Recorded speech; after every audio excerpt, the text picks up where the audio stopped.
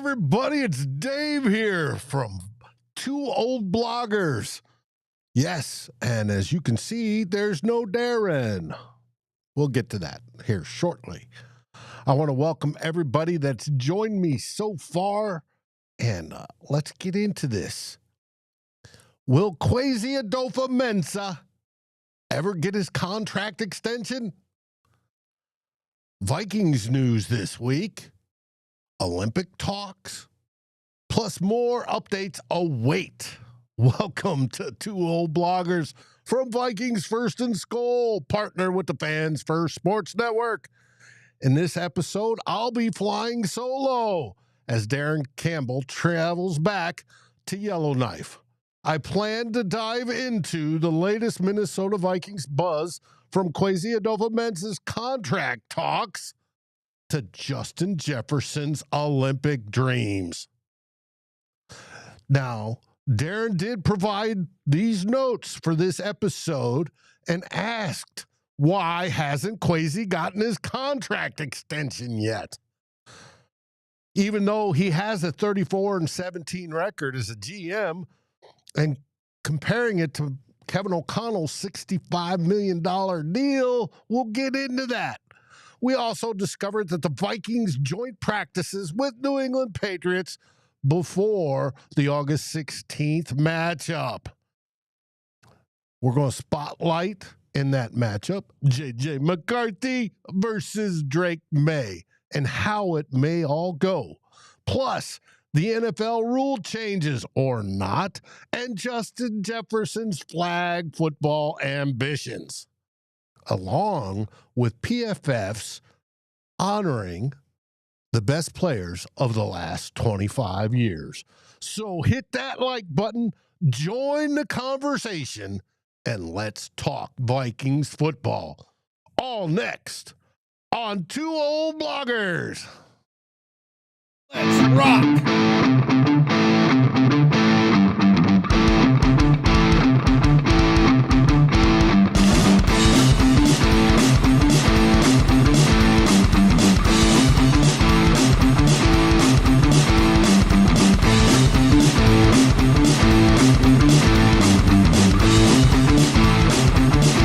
Vikings First and SKOL presents This Week in Vikings Land with Darren and Dave, your Two Old Bloggers.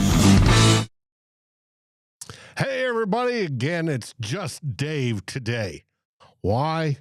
Well, that's because Darren, returning from yet another vacation, well, this one was family related, he is on his way back, driving across the Northwest Territories to his home in Yellowknife.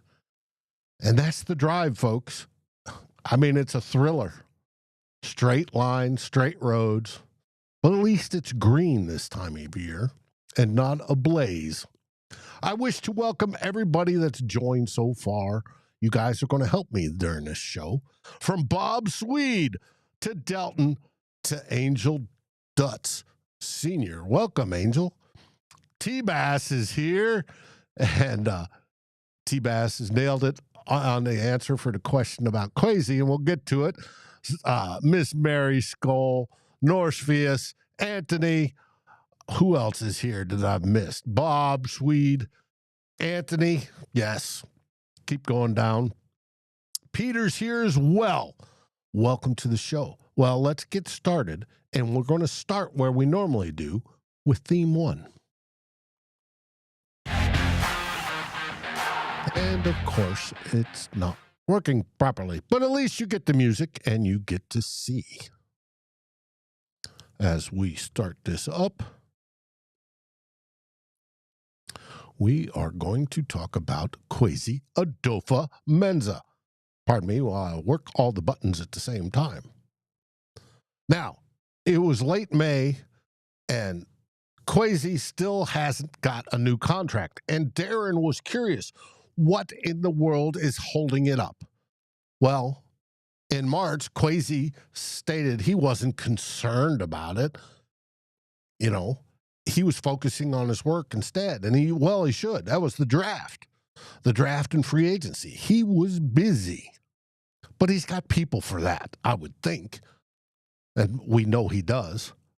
But it still hasn't come about. And Darren, in this case, is wondering why.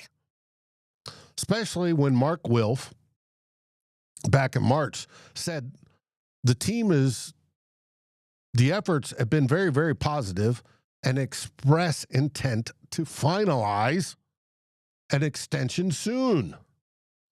Well, can we define soon, Mark? Now, that's the question. Everything's done so far, so it could be any day now. But this stands out because Kevin O'Connell's already got his extension secured. A $5 million deal, $65 million was done in January 21st is when it happened. And he's already on the books, so why not Quesi? Quesi was hired before Kevin O'Connell was and selected him as his head coach, making the delay, at least to Darren, seem a little bit unusual. But is it? We're going to have to figure this one out. Now, Ben Gessling of the Star Tribune stated that Quesi's contract extends through the 2026 draft, which is true. It does. That's because head coaches' contracts usually run out at the end of the league year, whereas, basically at the end of the season, whereas the GMs usually go to that next draft, through that next draft before their contracts run out. Now, do you want Quesi GMing on a lame duck year? Well, that's up to Quesi and the Wilfs. Is he cool with that? You know, players play on it, and we call it a contract year. It's going to cost more money if that's the case. But do you think if he still hasn't gotten his extension by the end of the season, that he's going to give it all he has for the draft, knowing that he's probably going to be let go because something went terribly wrong this year? I don't know. It's an interesting question, and I think that's what makes Darren wonder why has it not happened yet. Now, Anthony says he thinks the GM can be our GM without getting extended. He can. Oh, without a doubt. Now, remember, despite less leverage, Quesi has met all the Wilf's challenges since replacing Rick Spielman. Those challenges include avoid a complete teardown and rebuild. He's done that. Keep an expensive, aging roster competitive for division titles and playoffs. He's done that. And you got to remember, the first year as GM, he was told to keep all the players, and they wanted to see if it was Spielman and Zimmer's fault, and it turned out it was. We finished, 13-4 that year, and made the playoffs. So he's done that. He wanted to address the quarterback position, and he did that. He got rid of Kirk Cousins. Yay. That was needed, and he drafted J.J. McCarthy.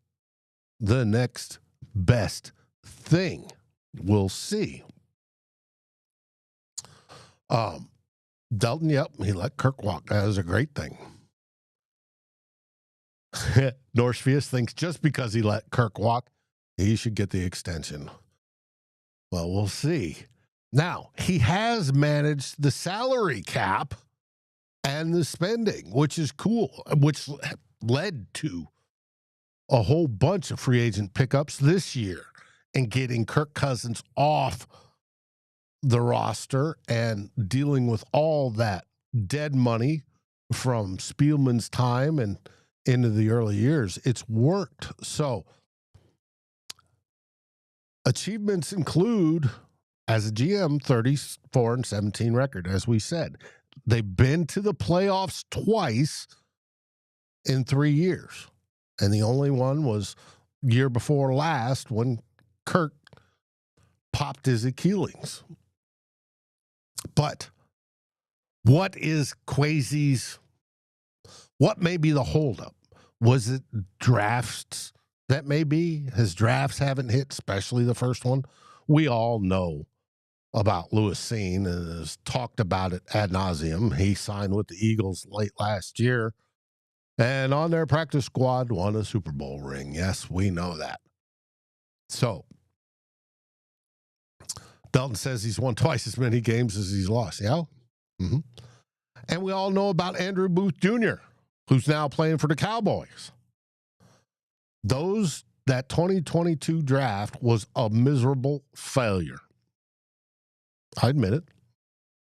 I think most everybody does at this point. But his success lies in his free agent signings.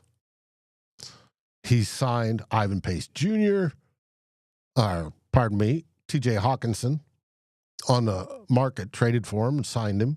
Good. And Ivan Pace Jr. on the undrafted free agents list. On top of that, last year's free agent class with Grenard and Gink and the whole crew was outstanding. And then we have this year's free agent class that also figures to be outstanding. Allen, Hargrave, you got Kelly on the offensive line. So it's going to be, it's not his free agents, it's his draft that seems to be holding him up. Now, I agree. We all want to build through the draft. You need to build through the draft. But as even Quesi state, there's 3 buckets of players to pull from.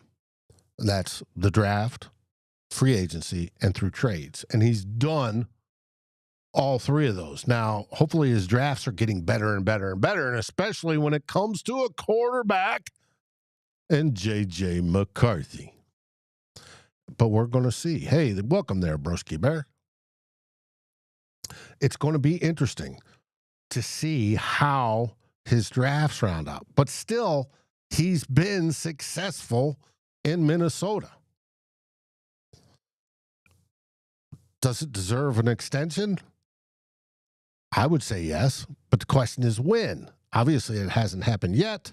It's going to take the Wilfs to say, yes, let's do the extension now. Now, could it be this week? Sure. All the news cycle has died down, thankfully. And we had the owners meeting last week, which we'll get into. But basically, all the news cycles died down until we have OTAs at the end of the week. They start not at the end of the week. They start Tuesday, 27th, if I remember correctly. So it may be after that. They may wait till just a dead week in the schedule so that he can own the week and own the publicity. Do I think he should have an extension? Yes, I do. And I know we've all talked about it. Hey there, Biggs. Yes, 3 old injury-prone guys could go sideways, but that's why he's betting on the training staff. It is a whole bunch of things that come together. And coaching, yes, there, Doug, that is obviously important. But you need somebody that's up there doing the minutia behind it to enable the coaches to coach. So we'll see. So I don't know. Why does Ziggy always look depressed? That's a great question, Anthony. I don't know. He seems to on these pictures. So it is it's an interesting question why they haven't done it. Do I suspect they will? Yes. And do I suspect it'll come in a dead news period? Yes, I do. Because it keeps the Vikings on the front page of the NFL media, and it's going to come. And like I said, it's going to be a dead week. So I don't think it'll be this week, but it should be sometime this summer. We will get it. And Darren says, especially before the training camp starts, he fully expects it. So we'll see. Now, Brian says right now, the holdup is the language in the contract, some part of the with incentives, links, and guarantees. It very well could be. It very well could be. When you're talking contracts, you're talking lawyers talking to lawyers and how it's all written. And, and they're going to follow it to the T. So it's going to be interesting to see if there is something in there that is, one, an escalator. If the team wins a Super Bowl, does he get a pay bump? Is, all sorts of things like that go into it. And I would suspect that they would be in there. Why wouldn't they be? It makes perfect sense to me. And maybe that's the reason it's held up at the moment. But they'll figure it out. I mean, you've got the Wilfs have, contract people. Quesi obviously has an agent and contract people with a lawyer that's involved. It's going to happen, most likely. I doubt he goes into the season as a lame duck GM or a contract year GM, but we'll see. But it's interesting considering how close it supposedly was at the end of the last season. And this spring, when it's ever brought up, they said, hey, they're making progress. It's good. But it still hasn't happened yet. And that's what bothered Darren, and that's why he wrote the notes for this theme. Well, hey, hopefully it happens. We'll see. Now on to theme 2.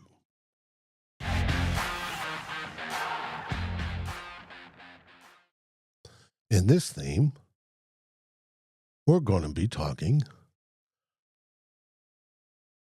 as soon as I hit the right button, This Week in Vikings Land. Yes, we do this every week, and it's fun. But we're going over the news of the week, and there hasn't been a whole lot, to tell you the truth. And, of course, I'm still unpacking and setting up the studio, as you can see. It's getting there. It's probably 80 to 90% so far. I still have a few more lights to put up and do some cable management big time, but it's at least working. And like I said, I want to welcome everybody who's here. Delton asks, our over and under win odds this year are 8.5. That's still doubt. Why? Why are we viewed as regressing, even though everyone's standards, we're top 5 most improved teams? I think we'll be probably top 5 offense, top 5 defense, possibly, or top 5 defense, definitely top 5 offense, probably. But the reason, Delton, is because we have an unproven quarterback, at least unproven in the eyes of the NFL media. Now, if this was his rookie year and he was coming out of Michigan, I'll bet it would be higher, but it's not, and they get sour on sort of that stuff. Well, we haven't seen him do anything. Well, that's fine. You had Caleb Williams ranked higher last year, and he hadn't done anything. And to tell you the truth, I don't think he's done anything yet, but we'll find out. Now, this week in Vikings Land, where we start off at TCO. As we know, ever since KOC got here, he likes having joint practices for training camp. He generally plays the starters there, and he manages them better. They can go full out, but controlled, not tackled to the ground, not risking injury, season injury, ending injury, more than he has to. And they can orchestrate things and get a better look than would be in a preseason game where you've only actually got a handful of snaps, if you want to call it that, to work with. And yes, Delton, Sam Darnold was unproven, and he was made to be a proven contract and got $100 million for it. The Vikings this year have 3 preseason games. The Patriots, the Texans, and the Titans.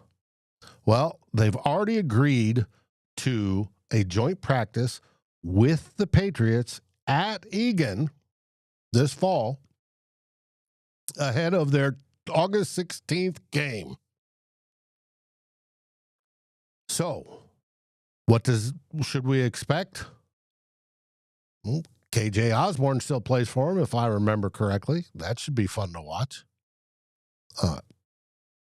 Kevin O'Connell will be there, as we know, controlling things. We'll see J.J. McCarthy in all his glory and the first teamers out there during practice.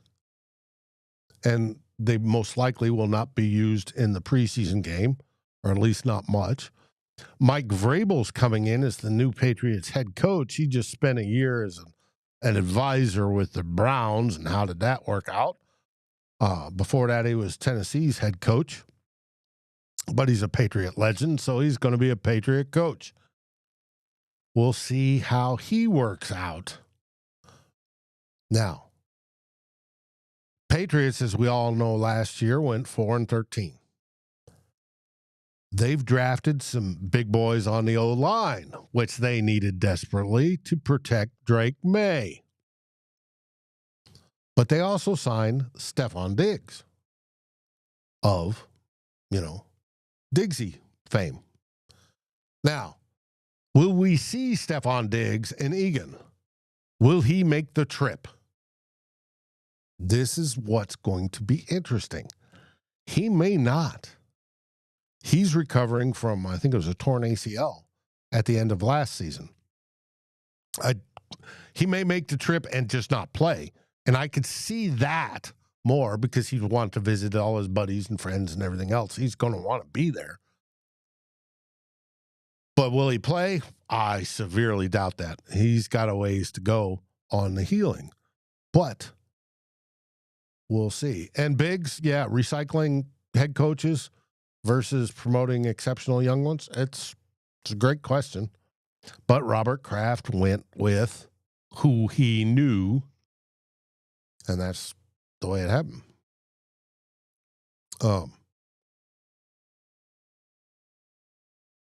Land of Ice and Snow says he agrees with Delton. He's just saying the toughest games should be our home games. Well, we'll find out. But what everybody's going to be interested in watching is J.J. McCarthy and Drake May. Because KOC fell in love with Drake May. Heck, we have reports that they tried to trade almost the farm to go up and get him. And the Patriots said no. Well, I think we probably get the better quarterback, but we will see. And the joint practice will be the indicator for that. So it's going to be fun. Now, as I said before, we had the owners' meetings in Egan over at the Omni Hotel for like the second or third year in a row or whatever it is. And I think it may end up being a relatively permanent spot for those to discuss a whole bunch of rule changes and a whole bunch of other stuff as well. And during those rule changes, the team owners voted 32-0, unanimous, to allow players to compete in flag football in the 2028 Summer Olympics in Los Angeles. Right? We already know NFL sponsors flag football. Heck, Justin Jefferson is the global flag football ambassador. He was present at talking about it at the meeting. And he expressed how his dream is to always get a gold medal, but he couldn't because he didn't play a sport that would get the gold medal. Now he will be able to. But in 2028, he'll be 29 years old, so he'll still be in his prime and should be able to do it. Will he, though? We don't know. The one rule the NFL owners stipulated was only one player per team can go out. Why? Well, what happens if you get that season-ending injury? Blown ACL playing flag football in June or July of the year when we all know that, hey, 2029, we're going to the Super Bowl. And, oh, no, Justin Jefferson just blew out his knee. Now, that'd be horrible news. It'd be horrible news for any team that has players on there. But we will see how it goes.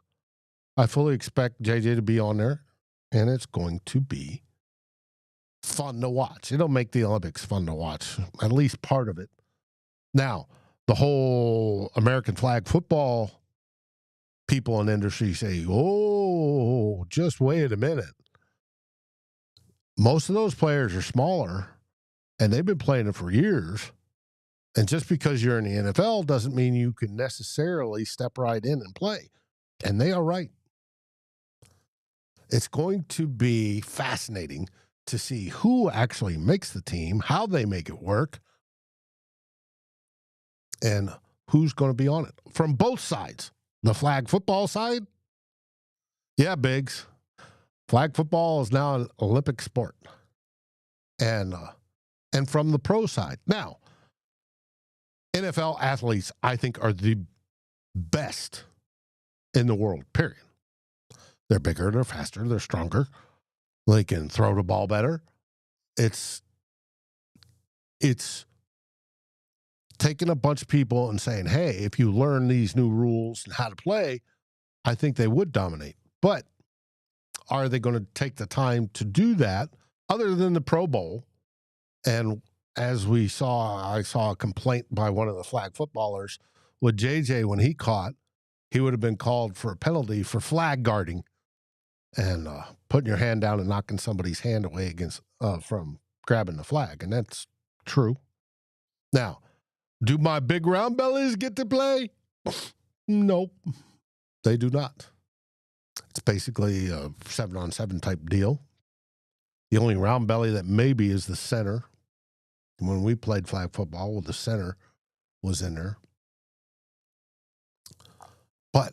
And everybody's eligible. It's going to be interesting. I see a whole bunch of wide receivers and DBs wanting to play. Cool. And I hope JJ's dreams come true and he comes home with a gold medal. I remember when they allowed pro hockey players to play, when they allowed the pro basketball players to play. The first Team USA was awesome. And it's been such ever since. But we'll see. And a lot of the foreign players in the NFL can go play for their teams, which makes it interesting for guys like Brian Asamoah, whether he'll go back and play for Ghana. So, interesting.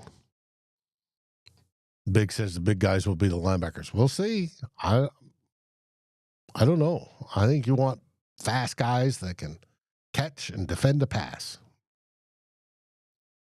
Now, the next bit of news we got was the failure of the Tush push rule. As we all know, Matt LaFleur and crew up in Green Bay, or over in Green Bay, whined and cried and boo-hooed about the Tush push by the Philadelphia Eagles. Eagles are very successful at it. Were they the most successful team last year? Not by percentage. That, believe it or not, was Buffalo.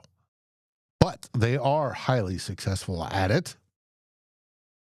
And people are not liking the plays, liking it to a rugby scrum and football, American football, was trying to be different than rugby. And there's reasons not to, but nobody's proven. They think it'll cause more injuries, but none happened. But even the Eagles said, hey, even if we can't push, we're still going to beat you because we're good at quarterback sneaks. And it doesn't hurt that your quarterback can leg press 600 pounds. But, hey. Mateo the Potato, he says, no, he's late, but he wanted to touch on an original topic about Quesi. Has only hit on one drafted player since GM. I'd go a little bit more than that, Mateo. And we know drafted players take a little bit of time, so we'll find out. Now, Anthony says an offensive player should not be allowed to use another offensive player to help advance the ball. Yes. Hey, it was ruled against the defense, 25 years ago? Something like that, like 1985, something like that. Even further back, that the defensive players can't use themselves to help each other, like to vault somebody over on a kick block or just over the center, vault a linebacker over to cream your quarterback. Hey, but they allowed it here. What was it? It wasn't that long ago when they allowed the offense to do it. And it's all to increase the offensive production because that's what draws eyeballs. Nobody cares about a barn burner of a game that ends up 6-3. Hey, avid people like us, we care. We love defense, and we love to see a defense do that well. But when you're talking about the national audience, they don't care. They want to see scoring.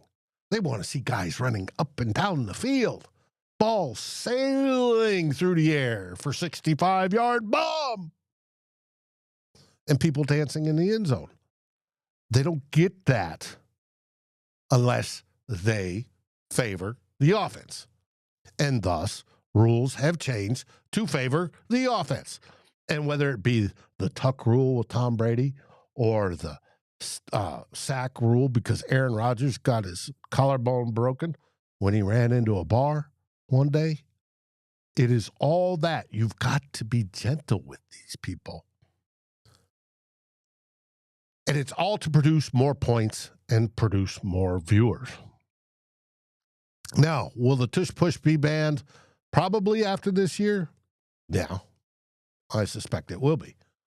But for this season, at least 2025, the tush push, at least the regular season, it may change when it comes to playoffs, but at least the regular season, it's in play. And do we play the Eagles? Yes, we do. Well, there's the argument. Then learn to just beat it. Defeat it.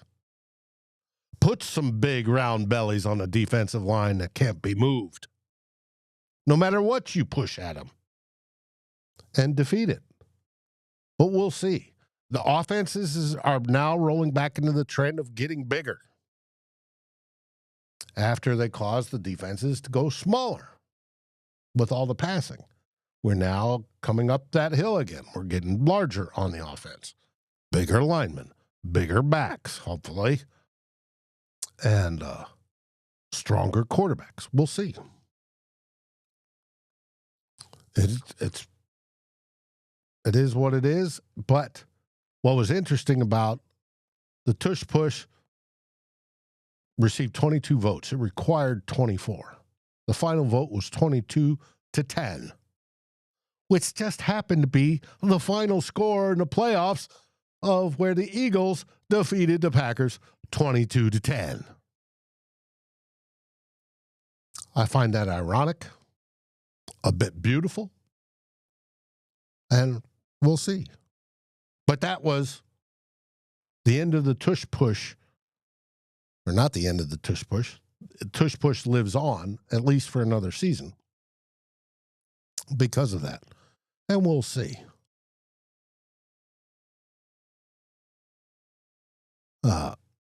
Yeah, Brian, teams will have linebackers dive over the center.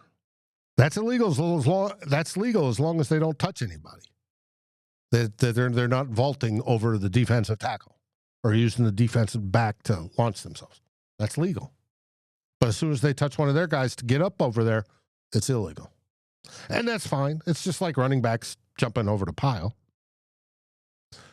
You can get burned on it, but it is legal. Now, the other interesting rule that got changed was the onside kick rule was updated. Teams can declare, as long as they're trailing now, anytime during the game, they want to kick an onside kick. Well, the whole idea of declaring sort of defeats the purpose of, oops, it's a surprise, and we get the ball back. But they can do that, and the kicks are now from the 34-yard line instead of the 35. I still haven't grasped that one, but okay. And we know they changed the kickoff rules earlier to where if you blast it through the end zone, the receiving team brings it out at the 35. Okay. They hope to get more kick returns just by adding those 5 yards. And if you remember correctly from last year, this man, Will Reichert, did place some right around the goal line. So we'll see. Yes, Ant, the Purple People Eaters would laugh at some of these rules. You got that right. So, and Mateo says, can you imagine players trying to do it, some of these teams against the Williams wall? That's what I'm saying. The defense is going to have to get bigger again to stop it. And just, and bigger linebackers. The whole works. It's just like when we go from run era to we're in the pass era. And is that changing, or we're coming back to the run era again? Or is it going to be some variation thereof? Well, how did you stop the run? We had big, bulky linebackers that crashed the holes, crashed the gaps. And you had big round bellies in the middle, especially at nose tackle, that would stop anybody coming through. Or in the case of a 4-3, you had somebody like Kevin Williams and Pat Williams stopping people. And football is cyclic. Heck, you talk about teams in high school and college, they still go around and teach the wing T. Folks, the wing T's been around 100 years. Is it effective? It can be, yes. If the defense isn't ready for it, they haven't trained against it. It's like the option. I'm sure that's coming back as well. Is it effective? Yes. Can it be stopped? It can if you know what you're looking for. So we're going to see how all this goes. It's going to be interesting. And then the last part of the rules discussion here at Egan last week was, of course, the playoff reseeding proposal that Detroit put in on behalf of the Minnesota Vikings, which I find strange, but they put it in. That was withdrawn at the last minute, and the NFL says it wants to do more evaluating. It wants to run more scenarios. It wants to put everything through the computers and run 10,000 plus games or whatever and to figure out how it's actually going to work, which is smart. I'm cool with that if they're going to change it. I still love the idea of division winners. I'm a traditionalist. Division should mean something. You win the division, you host a game. Now, whether you change it after that, okay, fine. But you win a division, you host a game, because playing your division means something. And the division started out because of travel.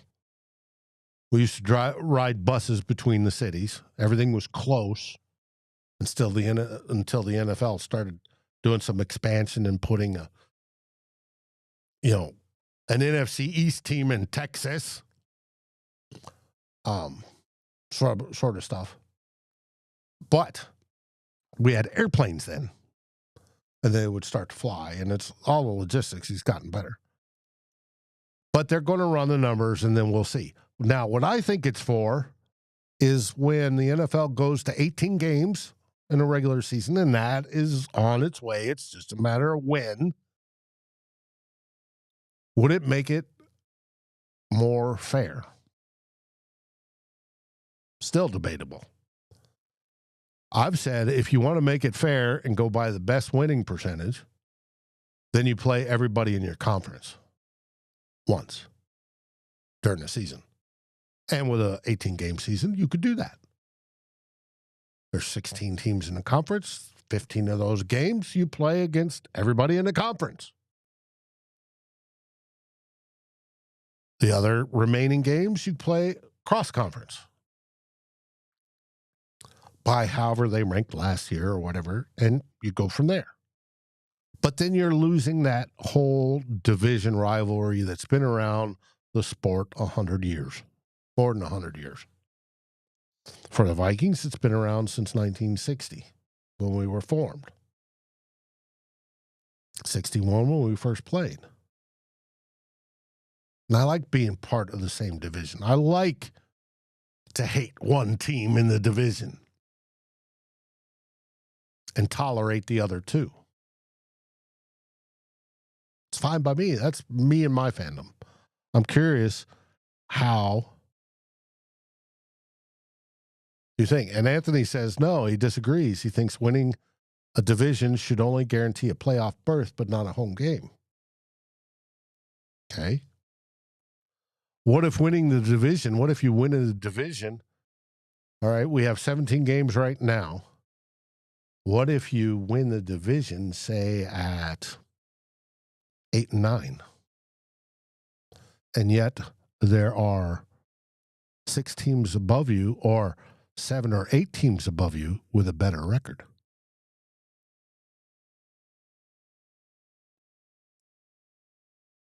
Would you give it to those teams?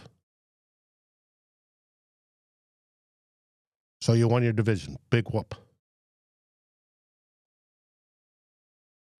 Would you give it to somebody who has a better record? We've all seen it where they've gone into the playoffs and there's some 10 and, well, it was back when 16 games, 10-6 team that didn't even get a playoff spot.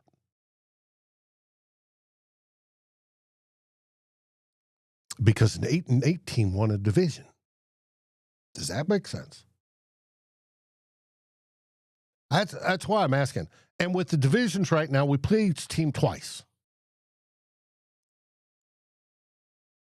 If you don't play everybody in the conference, then you have an unfair advantage depending on how the schedule is made out. We had a basic unfair advantage last year because we played the AFC South. And the NFC South for that matter, but the AFC South in particular. And we ran through them like crap through a goose. So would it be fair if the Vikings fought their butts off and finished 9-8, won the NFC North, but didn't make the playoffs?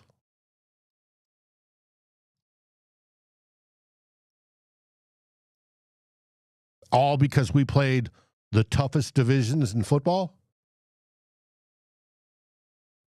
versus some other division having a cakewalk that season? How does that do for the NFL and viewership?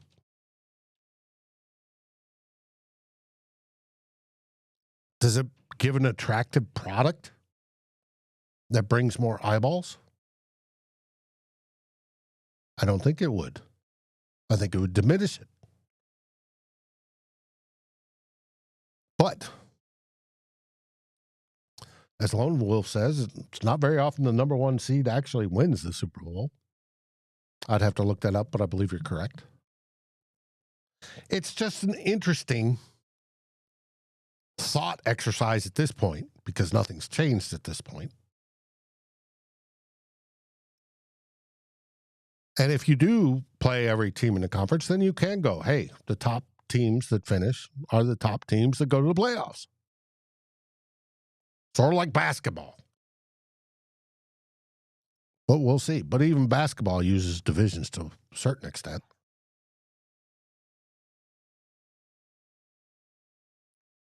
Anthony says, if they're better record teams above you in the conference and you win a division, you get a playoff berth. But if you travel, if your record sucks, there. But if the better record teams don't make the playoffs because you've won your division, is that what you're saying? Still go with that?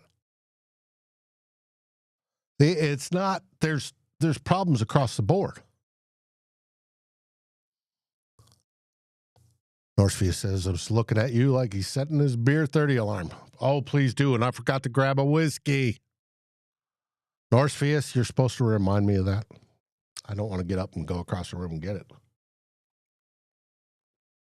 Now, I did have some very, very good whiskey last night as we celebrated being in the house and mostly unpacked.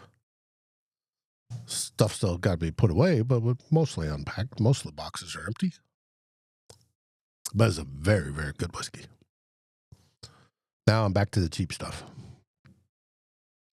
Now, the last thing was Pro Football Focus named their last 25 year best team. And there was a lot of Vikings that were passed over. A lot. Actually, only one made it. And it was Antoine Winfield. He's, I know, a favorite of Darren's, and he's definitely was a favorite of mine. And why they say he won it? Because he earned an overall grade of 94.5, second among all cornerbacks in the history of PFF. Top 10 coverage grade of 92.3 at corner, and corner's tough. And you remember most of it was played at nickel, which is even rougher. And the best ever run defense grade of a 94.7. He was a beast. An absolute beast. I don't think anybody disagrees with me. He was known for being the best pound for pound tackler in the NFL. And why was he called that? Because he was not a huge guy. Yeah, and a lot of Vikings players passed over in the last 25 years. Well, heck, we've had Hall of Famers passed over. Randy Moss. He didn't make the team. But it's all because of the scores and how PFF does it. Adrian Peterson didn't make the team. It's all because of the scores and how they do it. So that's what it was. And I love Antoine Winfield. I think it was a great addition when we traded for him from Buffalo or acquired him from Buffalo. Dude, he freaking rocked. Absolutely. And if you're too young to remember Antoine Winfield, I highly suggest you go find some games on YouTube and watch them that he played in. He was absolutely a terror on the outside. And like I said, he played nickel. Back when nickel wasn't fashionable. It was cool. Now, unfortunately, Antoine Winfield, he made 3 Pro Bowls and 1 second team All-Pro. during his time with the Minnesota Vikings from 2004 to 2012, but he will not be selected to the Hall of Fame. Now, hopefully, one day he joins the Ring of Fame. I hope, Ring of Honor. But we'll see. Yes, Anthony, media only cares about Super Bowls. And who votes for the Hall of Famers? Select people in the media. And they're usually old farts. So, that believe, that means something.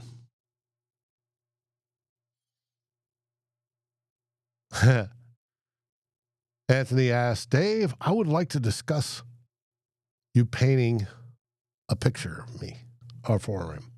I do pictures. It's digital art, and I do paint digitally with got a pen and a tablet and do stuff like that, but it's mostly different stuff, and that could be done. Just hit me up on X, Anthony. Let me know, and I'll open up my DM to you. Friend you if I haven't. If you friend me, just DM me. Same on Facebook. Either one works. But we shall see. Anthony says, I'm an old fart. And Mateo says Winfield was his all-time favorite. I don't doubt that. Hey, he was one of my favorites. Absolutely. And, not being a lineman or anything, he was a beast. He hit like one. He played it because he loved the game. And you could see it. So, painting is a woman's job. All the masters are generally men. But, anyways. Hey, it is what it is. Well, folks, that's today's show. Now, if you want to listen to more of me, I get to record with my first time as a regular host on the Fans First Sports Network's football show tonight. I got voluntold I was going to be one of the NFC experts this season. And it's going to be me and Brian from the Steelers, and we're going to talk tonight. It'll come out tomorrow morning on podcast on the Fans First Sports Network feed, and you'll have this show on podcast as well tomorrow morning on the Vikings First and SKOL feed. So, but I'm going to make my debut. I've guested a couple times, but I'm going to make my debut tonight here shortly. Lots of great men paint. Dali, Picasso, Bob Ross, yes. I don't consider myself great, but thank you, Anthony. And next week, Darren should be here. Enough of this. Dave, I got a vacation. Another one? Yep. Yes, Norsevius. Exactly. Mm-hmm. But it happens when you're, partnered with them and they sponsor and host your podcasts. So it happens. So I wanted to wrap up this edition of Two Old Bloggers. Keep sending any questions you have in the comments. I'll look at them this week. I love hearing from everybody and seeing everybody here. Hey, and there's Rap. He loves the new studio. I still got work to do. I need to get some shelves underneath the wall paneling to break it up. I don't like the white going to the silver color right now. I want to get some brown and put some of the knickknacks on there. Vikings helmet and such. My picture of Jimmy Klein saucer. Things like that. But it's coming together. It's coming together. And I appreciate it. And it actually sounds pretty good, I think. Yes, Brian, in the Air Force, it does happen, without a doubt. And Orpheus can attest to that all too well. So, remember, follow us on social media, Vikings First and SKOL. We have a X channel for that, and we have Facebook. You'll see us there. And North says he definitely needs a plaque. Yeah. That'd be cool. I'll put it right out there above my, all I need is my Vikings football and my dog. And I agree with that. But everybody, as Anthony points out, have a great and safe Memorial Day. And if you have some friends that have not to be here because of Memorial Day, the reasons that were killed in action, and you're a vet, drink one for them. They would enjoy that. But they'd enjoy more that you have a great time this weekend and stay safe. By all means. Whether you're burning burgers and brats and however you celebrate it, stay safe and come back to us. Come back to us all in one piece, this whiskey. Yeah, and Brian, I'll do it with some whiskey. You got that right. Well, I want to thank everybody that showed up. You guys absolutely rock as usual. And what do we say? We say, SKOL Vikings!